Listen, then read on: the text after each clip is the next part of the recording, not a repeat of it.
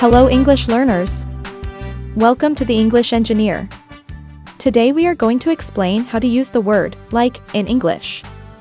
Subscribe and click the bell to receive notifications when we upload new videos, and give us thumbs up to help us to make more videos related to English. Like. This word is used in two different ways. We can use like as a verb to talk about preferences, and we can use like to mean about. I'm going to show you some examples. Like as a verb.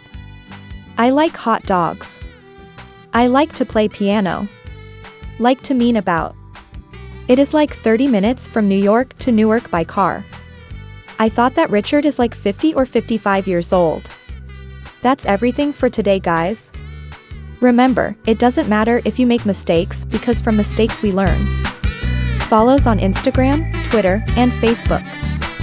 Thanks for watching us.